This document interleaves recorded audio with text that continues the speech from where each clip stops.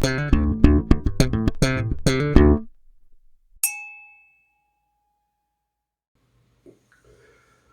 to you all, and a very, very happy new year. If you're watching this on day of release, it is the 1st of January 2020. And as I said, a very, very happy new year to you all. This is, we'll call it review number 19, but it's actually a bit of a special review because what I'm going to do in this review, or what I'm going to suggest to you, is my favourite whiskey. The whiskey I enjoyed most in 2019. Please take on board, this is not the best whiskey of 2019. This is not, honestly, I wouldn't even say it's the whiskey I recommend most in 2019, because I'm not going to recommend just and say, but what I'm just going to say, this, it is the whiskey I enjoyed most, and I shared it around a bit because I enjoyed it, and there's no shocks, no surprises, no, can you guess what it is, because it's sitting right here in front of you.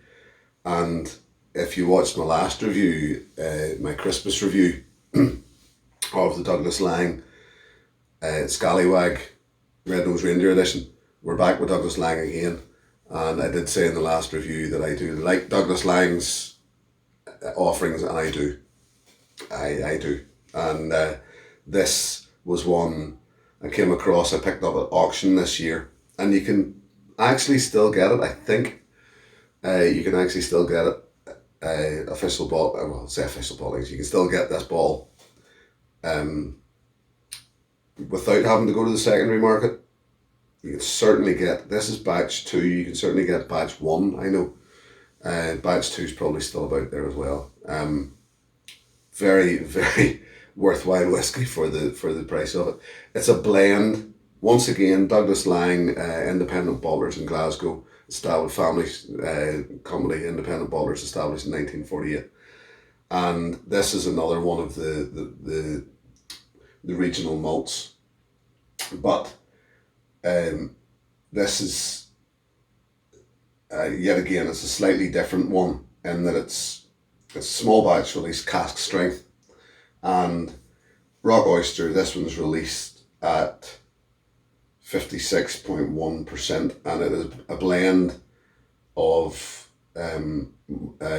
single malts from Orkney, Arran, Jura and Islay. That's the ones that's named on the front here anyway. If there are any others, maybe, I'm not sure, but this whiskey, as I say, I came across probably around the middle of 2019. I bought this at auction, and it was just bought on a whim. I hadn't actually looked into any Douglas Laing productions or products. Just bought, literally, as I say, on a whim. I could see it was cask strength, unchill filtered, no colour added. It's a thing of beauty in the glass. I think you'll believe, I think you'll agree. And as I say, to be bottled at cask strength just made it something to me that I thought, well, I'll give this a shot. So let's see, as I say, bottled at 56.1%, non-chill filtered, no colour added, on the nose. Let's get it over here so I can see my notes.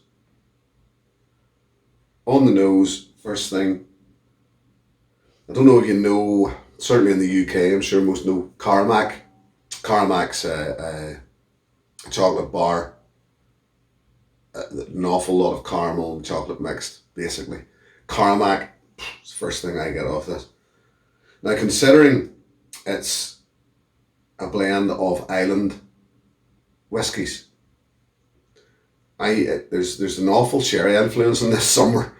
So there is. I don't know where the sherry influence is coming from, but to me it has to be sherry, because if it was a blend of just those island whiskies, most of them are known for being briny or peaty, or so to me that would just be the big overpowering thing would just be brine or peat, but there's an awful lot of caramel. As I say, caramac's the first thing that comes out of this. Toffee, then the brine, loads of depth, and it's massively rich. It sounds strange to say it because you probably can't smell it, but salty. Yet again, it's that brine, it's that salt, peat. Yes, there's peat. The sherry's there, brown sugar, smoke, chocolate. The fruit comes from, I would say, it's prune juice. It actually smells like it's like a prune juice, something like that, dark, but it is a juice rather than dark fruit itself, and it's wood smoke. Yeah, there's definitely quite a bit of wood smoke there. So on the palate,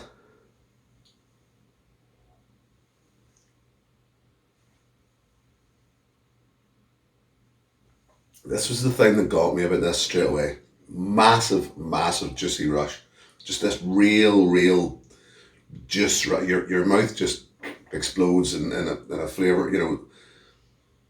It's kind of hard to explain. It's just this juicy rush, but with heat there, depth, dark fruit notes, loads of spice, more sherry, more dark fruit. As I say, this fruit just keeps coming. Strangely, I was doing this yesterday. I was doing my notes on this yesterday. Root vegetables, as in like roasted root vegetables, like beetroot, parsnip. That you get with the Sunday lunch, really roasted, but definitely, yeah, they're there. The salt is there, peat and peat smoke. Peat actually stands out more to me now than it did when I was taking my notes.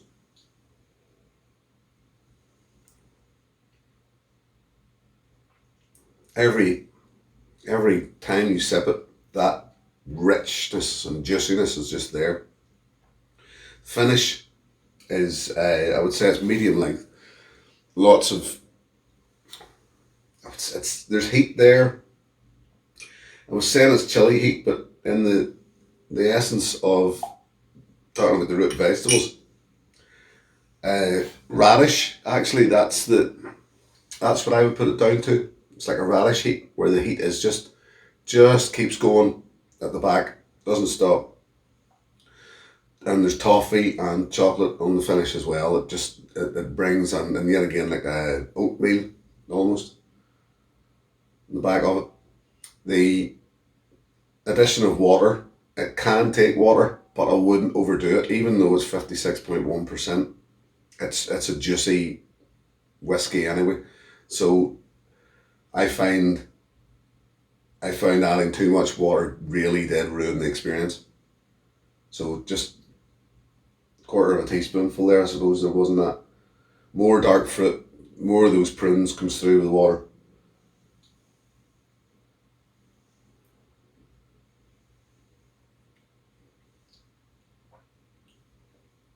Palate gets slightly sweeter, hint of mint there, wintergreen, slight metallic sensation. Turns up the spice. The finish dries quicker, and the juiciness tones down because of that, which is strange. You're adding water, so this is, as I say, this is why I wouldn't recommend too much water. As I say, now where are we at? Regional malts.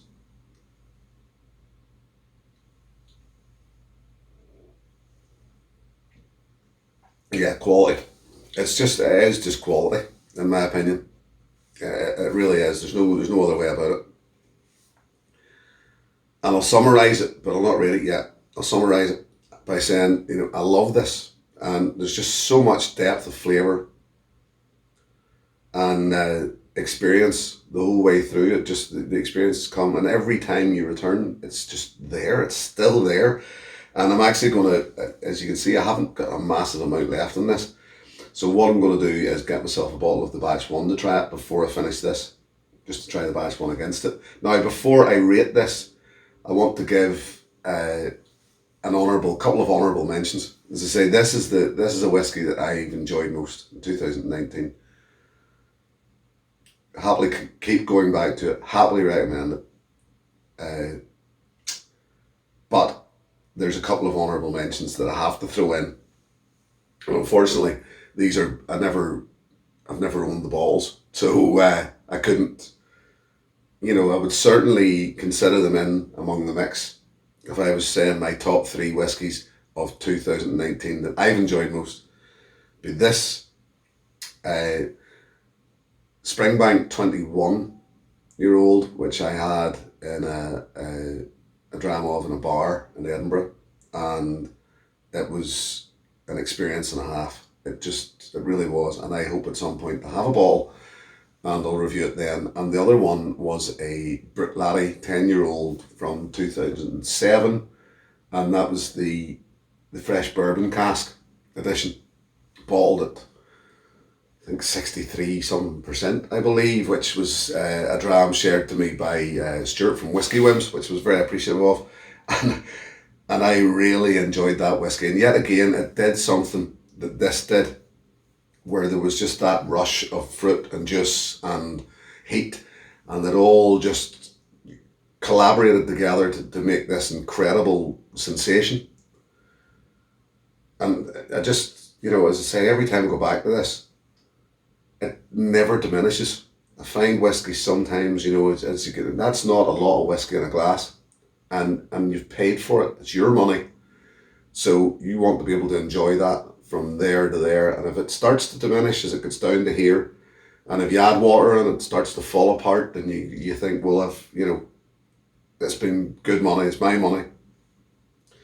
As I say, this and all those whiskies that I've mentioned there, the thing that I found about them was that and all there is from here to here, it never stops giving. It just holds itself together and continues to be a good whiskey from start to finish. So,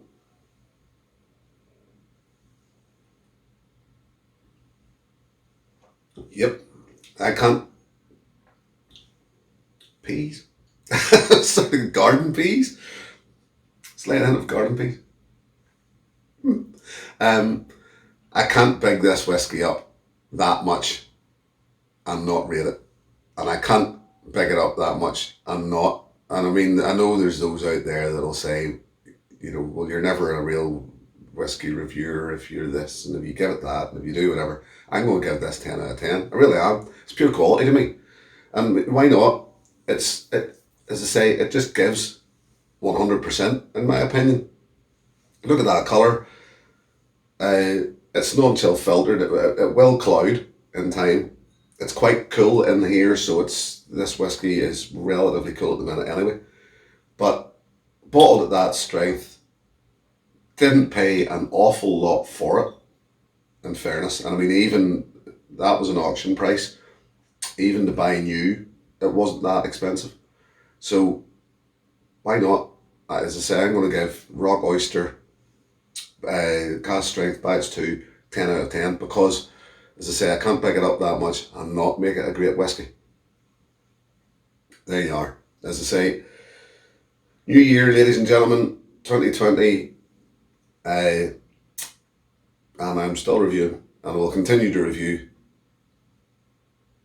Don't know where I'm going after this. I'll move around, I'll move back, I'll move forward, I'll move around. But for now, I wish you a very, very happy and prosperous new year. I can't thank you enough for your support, can't thank you for continuing to support me. Please, if you wouldn't mind getting the word out and see if we can get a few more supporters, it would be very, very much appreciated. But listen, Happy New Year, thank you again. Here's to your good health. Cheers.